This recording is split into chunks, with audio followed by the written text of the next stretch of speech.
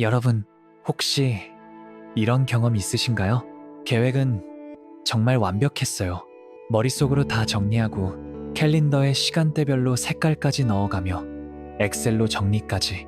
이번엔 진짜 된다 하고 마음을 다잡았죠. 그런데 그날 저녁, 현실은 책상 앞에 앉지도 못하고 넷플릭스만 3시간. 그렇게 하루가 지나가고 계획표는 그대로인데 의욕만 증발해버린 날, 완벽하게 준비해서 시작하려다 준비만 하다가 일주일이 지나버린 적. 혹시 이 대사 익숙하신가요? 나 왜 이럴까? 계획은 잘하는데 실행은 안 돼. 역시 나는 의지가 약한가 봐. 또 실패했네. 사실 이건 정말 많은 사람들이 겪는 현상입니다. 하지만 그걸 의지박약, 나의 나약함 때문이라고 착각하죠. 그런데요, 여기서 우리가 반드시 알아야 할 게 있어요. 이건 여러분이 게을러서도 의지가 약해서도 아닙니다. 정확히 말하자면 여러분의 뇌가 그렇게 설계되어 있기 때문입니다. 오늘 영상에서는 완벽주의가 뇌를 어떻게 멈추게 만드는가, 그리고 그 회로를 다시 움직이게 하려면 어떻게 해야 하는가, 이 2가지 질문을 함께 파헤쳐 보겠습니다. 사실 완벽주의는 외형적으로는 아주 근사해요. 정리정돈 잘하고 디테일을 놓치지 않고 계획이 정교하죠. 그런데 이런 분들일수록 막상 시작을 못하고, 혹은 시작은 했지만 며칠 못 가 무너지고, 그 뒤엔 강력한 자기 혐오의 파도가 몰려오곤 합니다. 왜 그럴까요? 그건 바로 우리 뇌가 완벽이라는 단어를 위험 신호로 착각하기 때문이에요. 우리 뇌에는 전전두엽이라는 부위가 있어요. 일종의 CEO, 계획하고 조율하고 판단을 내리는 관리자죠. 그런데 이 전전두엽은 정보가 너무 많고 조건이 복잡할수록 오히려 결정을 미루거나 회피하려는 경향이 있습니다. 이걸 뇌과학에서는 인지적 마비, 영어로는 cognitive paralysis라고 부르죠. 즉, 계획이 너무 완벽할수록 뇌는 이건 부담이 너무 커, 지금은 아니야 하고 실행 버튼을 아예 꺼버립니다. 아침에 일어나서 운동을 하기로 했어요. 알람도 맞춰놓고 새 운동복도 꺼내놨어요. 그런데 러닝화가 어딨더라? 날씨 흐리네. 비 올지도 몰라. 오늘은 좀 피곤한데 내일부터 제대로 해볼까? 바로 이 순간 당신의 전전두엽은 그만하자는 선택을 합니다. 결국 다시 이불 속, 그리고 말하죠. 나는 왜 이렇게 작심삼일일까? 하지만 진짜 문제는 당신이 작심삼일이어서가 아니라 뇌가 너무 열심히 당신을 보호하고 있었던 것이에요. 왜냐하면 뇌는 새로운 행동을 위험 요소로 인식하기 때문입니다. 하지만 우리는 이걸 모르고 전부 자기 탓으로 돌리기 시작합니다. 나는 왜 이렇게 미루지? 다른 사람은 꾸준히 하던데 난 원래 이런 사람이야. 아니야, 다음엔 진짜 하자. 그리고 반복. 이게 바로 실행 중단 회로가 완성되는 과정이죠. 그리고 무서운 건 이 회로는 경험할수록 더 강해진다는 것이에요. 그러니까 여러분, 꼭 기억하세요. 완벽은 계획이 아닙니다. 뇌에게는 완벽이 곧 장애물입니다. 이제부터는 완벽한 준비보다 움직일 수 있는 회로를 만드는 게 목표가 되어야 해요. 왜냐하면 우리는 완벽해서 움직이는 게 아니라 움직이면서 완벽에 다가가기 때문입니다. 완벽이라는 단어, 듣기만 해도 멋지고 강력한 말이죠. 그런데 우리의 뇌는 이 완벽이라는 단어를 목표로 받아들이는 게 아니라 위험 신호로 인식하는 경우가 훨씬 더 많습니다. 왜일까요?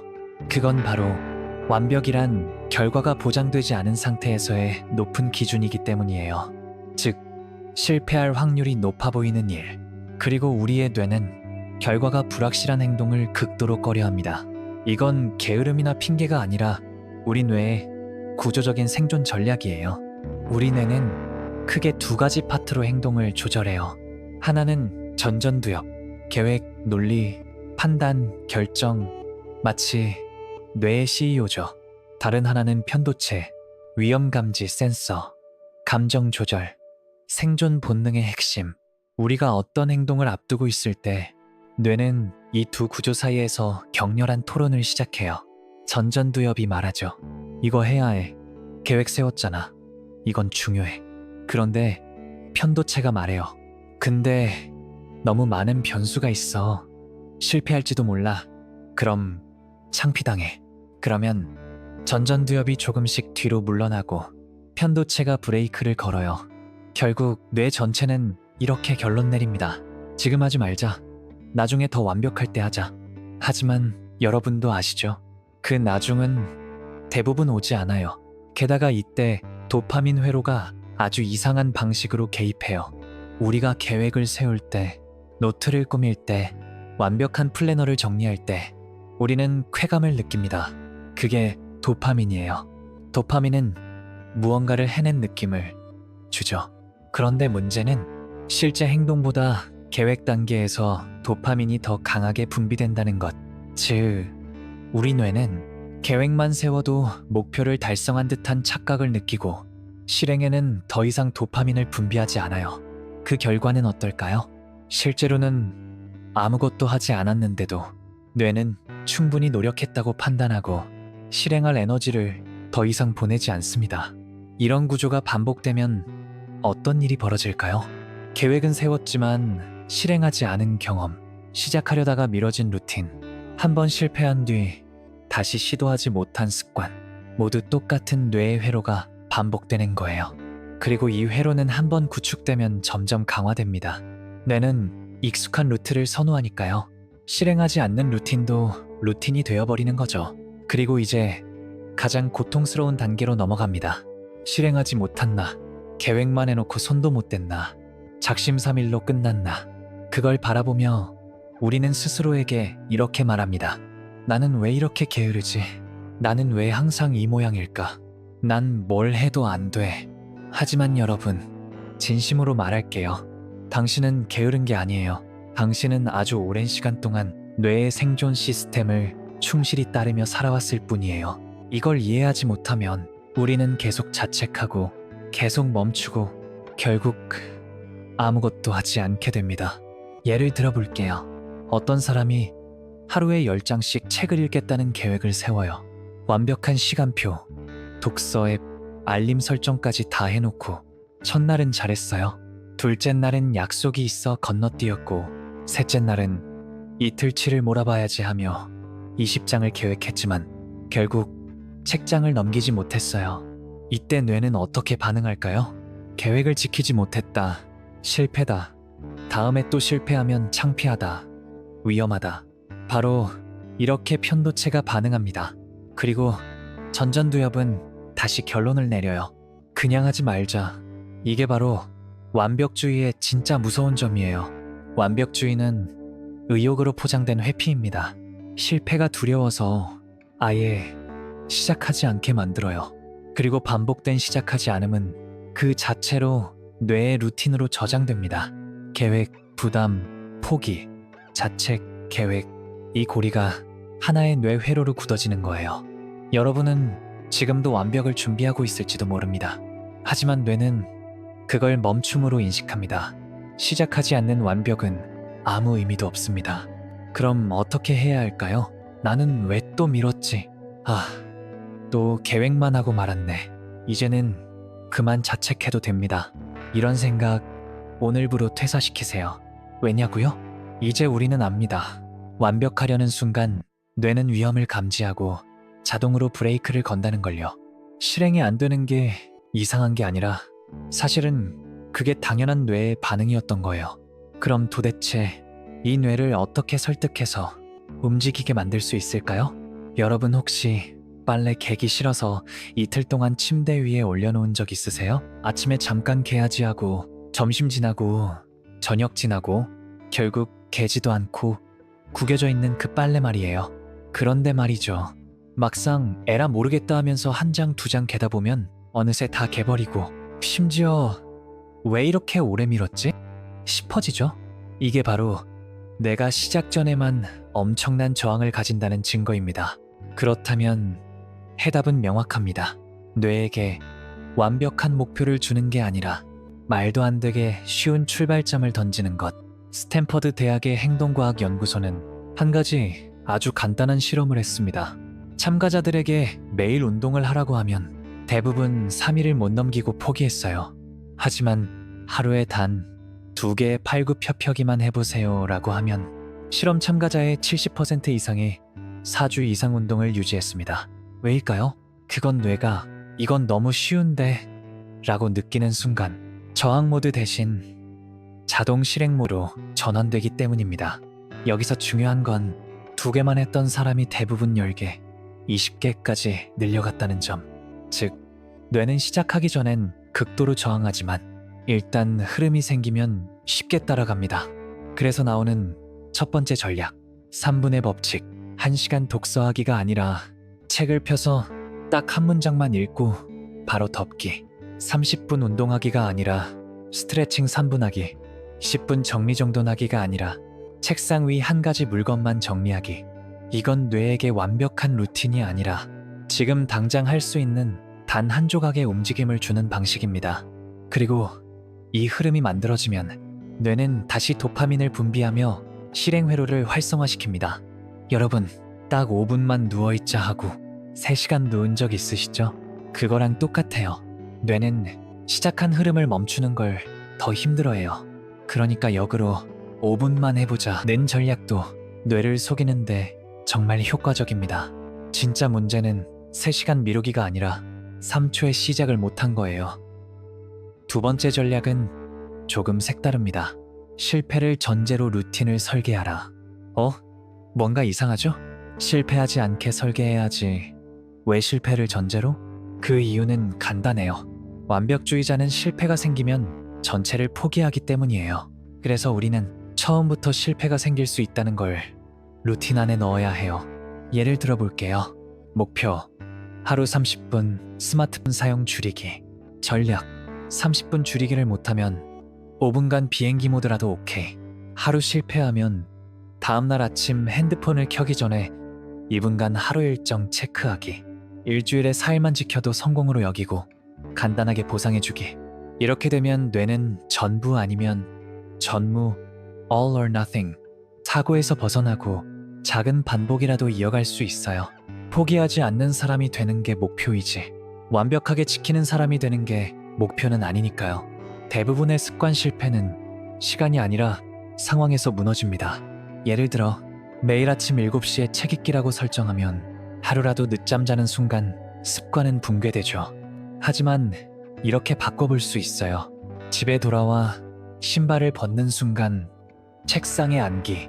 눈을 감기 전에 하루를 한 문장으로 요약하기. 비 오는 날 따뜻한 차 마시며 책 2페이지 읽기. 즉, 시간이라는 외부 조건 대신 나의 감정 상태나 환경 신호를 기반으로 루틴을 설정하면 뇌는 더 빠르고 강하게 반응합니다. 이걸 심리학에서는 상황 기반 루틴, 영어로 contextual trigger라고 부릅니다. 내가 컨트롤할 수 있는 상태를 기준으로 루틴을 짜는 거죠. 그리고 루틴을 만들 땐 우리 뇌가 좋아하는 걸 이용하는 게 가장 효과적입니다. 그중 하나가 바로 점수예요. 게임에서 이기거나 레벨이 오르면 뿌듯하죠? 실제 뇌에서도 도파민이 그렇게 분비됩니다. 그럼 이걸 어떻게 활용하냐고요? 예를 들어 넷플릭스 보기 전에 책상 정리하면 플러스 5점, 유튜브 보기 전에 뉴스 먼저 보면 플러스 5점, 자기 전에 핸드폰 안 보면 플러스 5점. 이걸 매일 점수표로 만들어 보는 거예요. 그리고 매일 점수를 확인하면서 스스로 뇌에게 피드백을 주는 거죠. 이 전략은 뇌의 반복 피드백 루프를 만들어서 지금 내가 잘하고 있다는 신호를 스스로에게 주는 방식입니다. 실제로 MIT의 학습 동기 실험에 따르면 피드백 없는 행동은 3일 이상 유지되기 어렵고 스스로 점검 가능한 행동은 2배 이상 지속 확률이 높아진다고 밝혀졌습니다. 그리고 가장 중요한 건 실패해도 완벽하지 않아도 당신은 충분히 괜찮다는 것.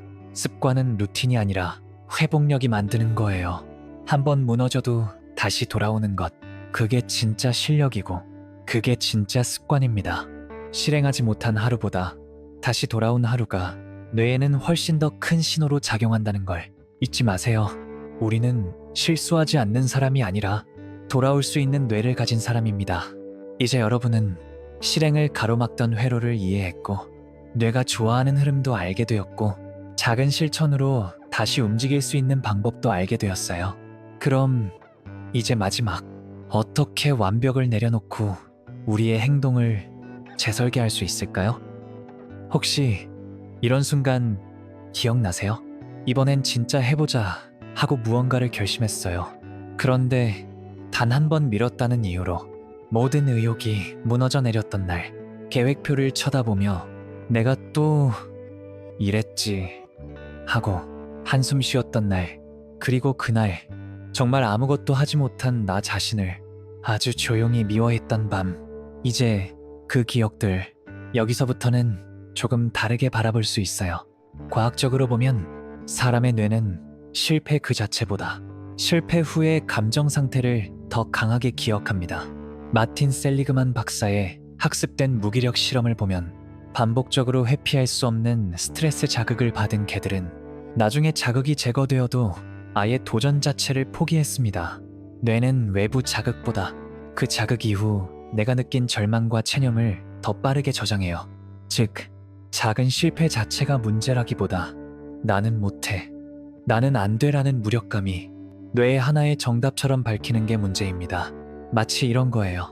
새로운 운동을 시작했는데 초반에 체력 딸리고 자세 틀리고 힘들기만 하니까 역시 나는 운동 체질이 아니야 하고 스스로 낙인 찍는 거죠. 하지만 사실 그건 못하는 게 아니라 처음이라 당연히 어색한 상태였을 뿐이에요. 그런데 우리는 그 어색함을 실패라고 오해하고 그걸 반복되면 실패 이콜나라는 회로가 만들어집니다. 그래서 우리는 오늘 아주 중요한 한 가지를 놓치지 말아야 해요. 완벽이라는 단어는 생각보다 훨씬 자주 우리를 멈추게 만든다는 것. 완벽은 움직임이 없어요. 딱 멈춰있는 이상향일 뿐이에요. 반면 변화는 흐름 위에 있어요. 처음엔 불안전하고 어설프고 흔들리죠. 그런데 거기서 뇌는 배웁니다. 실패가 아니라 익숙하지 않음이었음을, 부족함이 아니라 성장 중이었다는 걸요. 어쩌면 지금도 많은 분들이 이 영상을 보면서 마음 한쪽에 이런 생각을 하고 계실지도 모릅니다. 나는 왜 이렇게 자꾸 미루지? 난 왜 뭘 시작해도 오래 못 가는 걸까? 결국 난 아무것도 못하는 사람이 아닐까? 준비가 더 되면 시작하자. 오늘은 좀 피곤하니까. 하지만 우리가 오늘 이 영상에서 봤던 건 그 모든 멈춤의 순간들이 결코 의지가 약하거나 게으르거나 당신이 못난 사람이어서 그런 게 아닙니다. 당신은 단지 완벽해야만 한다는 착각 속에서 지금의 뇌를 너무 몰아붙이고 있었던 것뿐이에요. 완벽해야 한다는 그 착각을 내려놓는 순간부터 움직임은 다시 시작됩니다. 자, 이제 우리에게 필요한 건 실패해도 괜찮다는 걸 뇌에게 알려주는 거예요. 그러니까 우리가 완벽해야만 한다는 그 착각을 하더라도 그 점을 인정하고 그 위에 작은 한 발을 올려보는 거예요. 그러면 뇌는 그걸 기억합니다. 아, 그래도 우리는 움직였구나. 이제 여러분 차례입니다. 오늘 어떤 작은 시작을 하실 건가요? 댓글로 남겨주세요.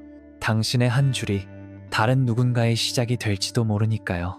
우리는 더 이상 완벽한 사람이 되기 위해 자신을 멈추는 사람이 아닙니다. 우리는 우리의 뇌를 이해하고 우리의 행동을 설계할 수 있는 사람들입니다. 이 영상이 아주 작지만 의미 있는 움직임의 시작이 되었기를 진심 바랍니다. 다음 영상에서는 더 깊고 더 단단한 이야기로 다시 만날게요. 이곳은 여러분의 뇌를 위한 시간이었습니다. 감사합니다.